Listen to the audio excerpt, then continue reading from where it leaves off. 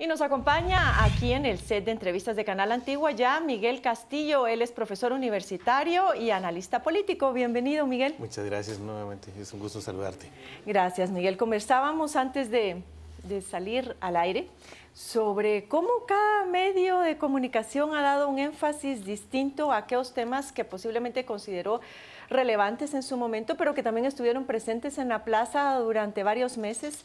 Y queremos saber, aparte de esos temas que fueron pedidos en la plaza, ¿qué otra evaluación tú puedes hacer de esta propuesta de reformas? Y mi primera pregunta sería, ¿tú crees que realmente avanzamos en materia de partidos políticos y de sistema electoral? Definitivamente consideraría que no. Aquí se presupone, en la lógica de las reformas, que A más B más C nos va a dar D, o sea, un sistema político óptimo. Yo creo que eso no se logra con las reformas porque al final son como pequeños cambios y modificaciones a aspectos muy puntuales.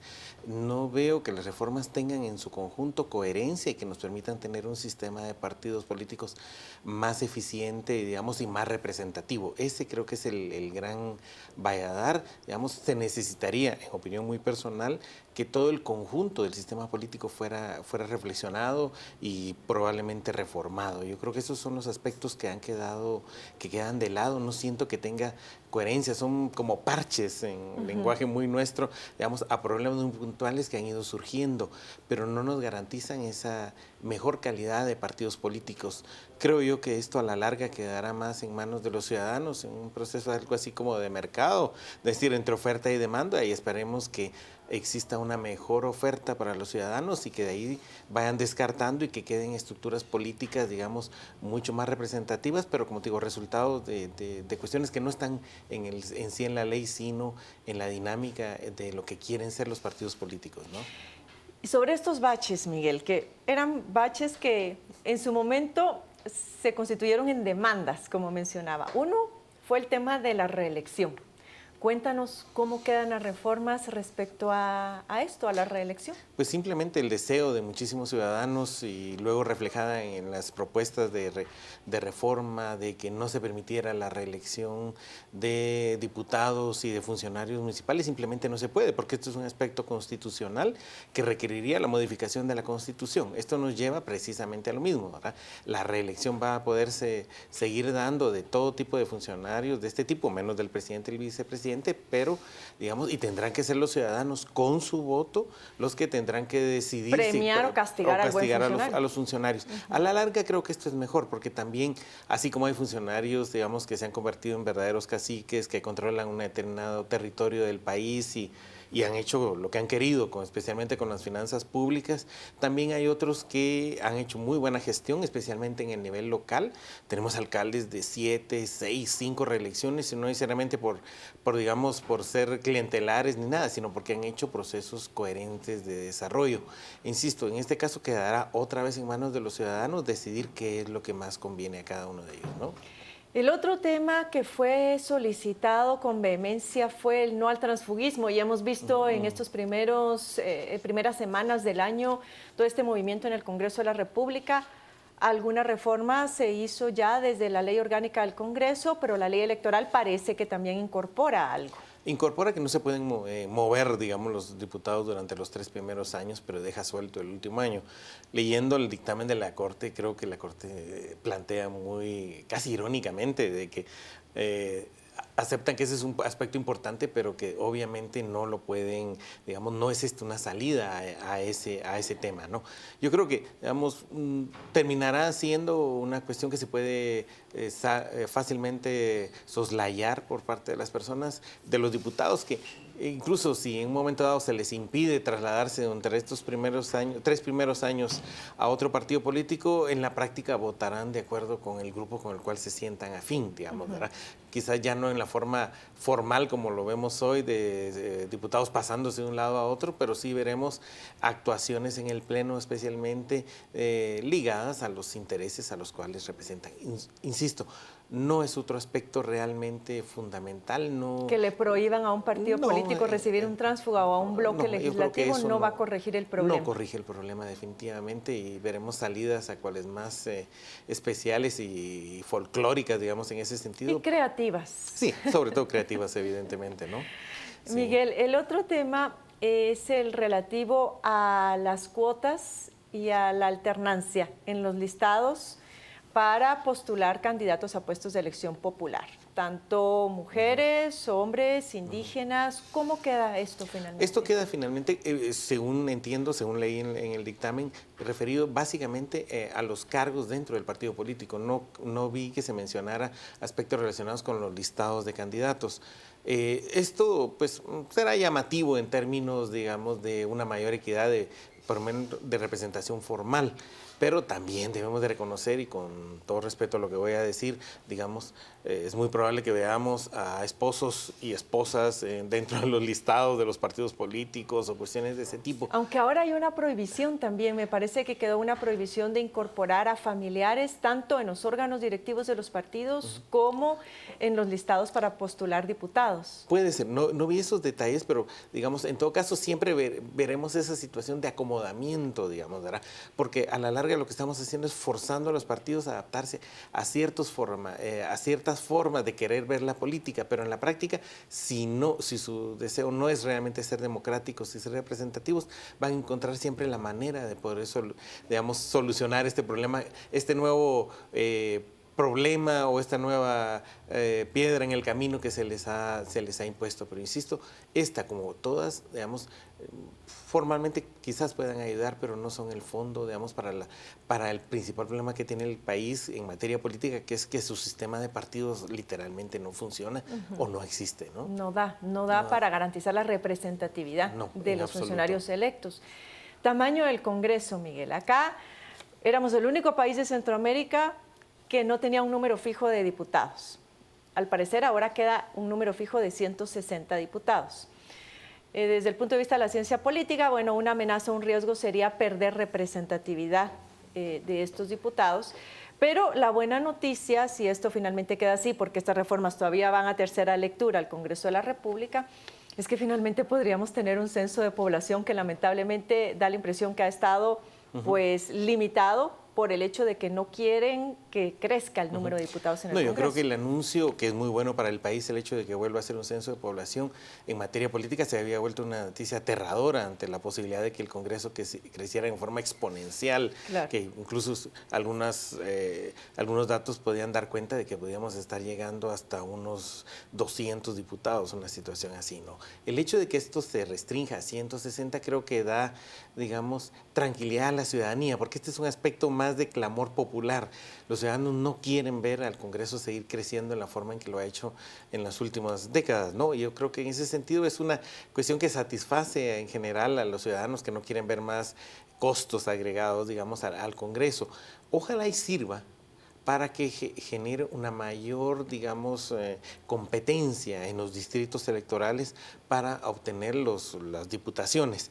Claro, esto también depende de otros aspectos que en la reforma actual creo que han quedado de lado y que quizás por ser materia constitucional siguen siendo temas, digamos, no fáciles de manejar. Lo primero son los distritos electorales, la conformación de los distritos, digamos, porque estamos votando por planillas en las cuales es un gana-pierde, digamos, uno vota por una persona, pero detrás van otros que quizás no son tan buenos. El hecho de que no se puedan redefinir los distritos electorales creo que es un aspecto muy importante.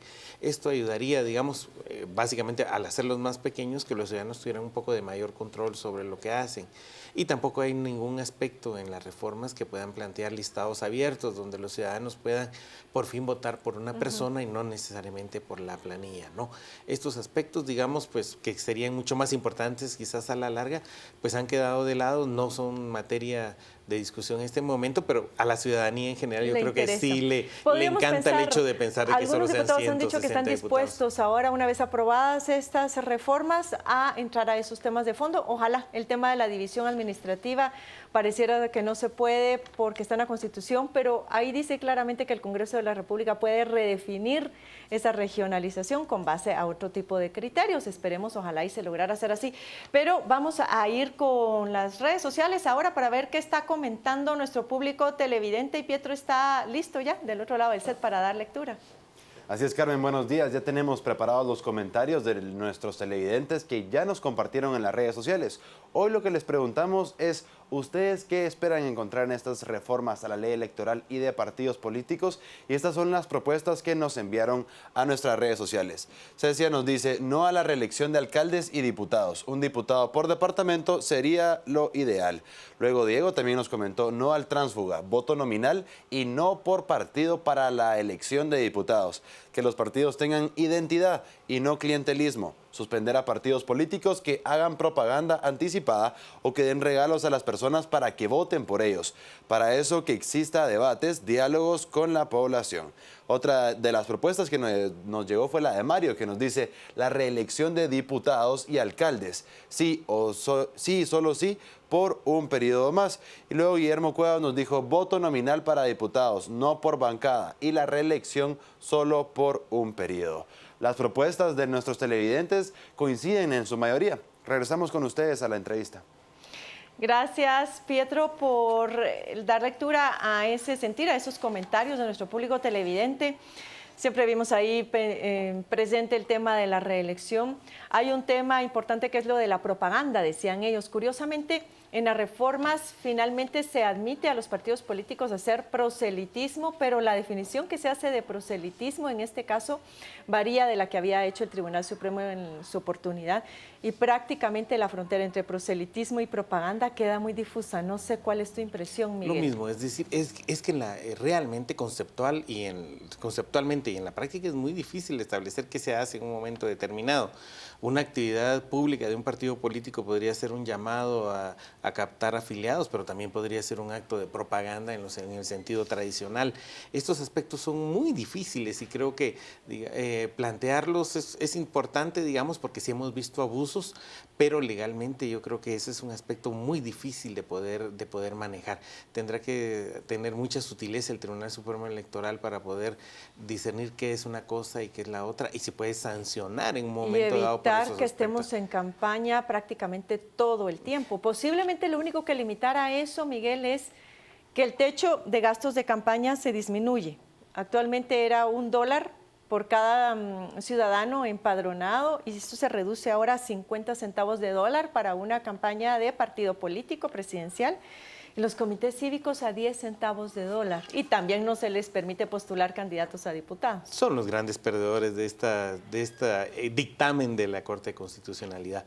En lo personal tenía la esperanza de que los comités cívicos pudieran avanzar en ese sentido, digamos, para convertirse en una especie de partidos políticos regionales que pudieran competir con los partidos nacionales y hacer que la oferta electoral fuera mejor.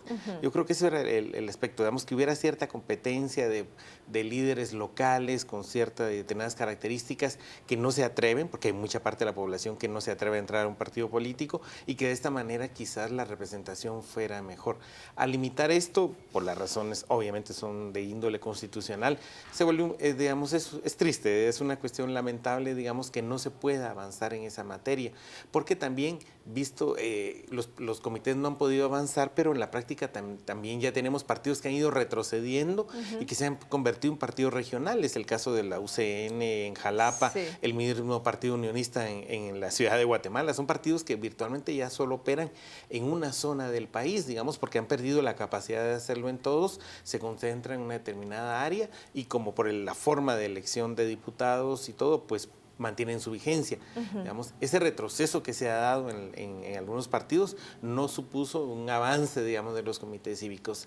Esto creo que es lamentable, digamos, pero obviamente son las normas constitucionales y tendrán que quedarse en lo que quedaron, ¿no? En candidatos. Financiamiento, Miguel, que es la columna vertebral de todo esto. ¿Cómo lo viste? ¿Ganamos aquí finalmente algo? Yo creo que sí, especialmente por la posibilidad de que haya mayor fiscalización, especialmente de la Contraloría, que digamos que haya una mayor también participación del Tribunal Supremo Electoral, digamos, para el financiamiento oficial que tienen los partidos políticos. Aunque también debemos de recordar otra vez que hay otras maneras de hacer las cosas en Guatemala, porque la mayor parte de contribuciones en periodos de campaña no son en efectivo, sino que son en especie. Playeras, y que van desde playeras, por ejemplo, hasta préstamos de helicópteros. Y aunque ahí hay ahora una la ley gama dice de cosas. Que tienen que declarar también eso, pero eso ¿verdad? En la práctica se hace muy complicado, digamos, especialmente porque, digamos, como también establece rangos, especialmente a nivel municipal, que una determinada cantidad pueda ser manejada preparada en ese sentido. Llevar control en eso, a ese nivel de esas situaciones se hace muy complicado. Quedará más bien al deseo de los partidos de ser o no ser transparentes y de presentarse ante la ciudadanía con total, digamos, claridad respecto a su financiamiento. Como digo, insisto, teóricamente esto es muy bueno, es importante, es valioso, pero en la práctica se hace bien complicado llevarlo, hacerlo una realidad, ¿no? Concretarlo.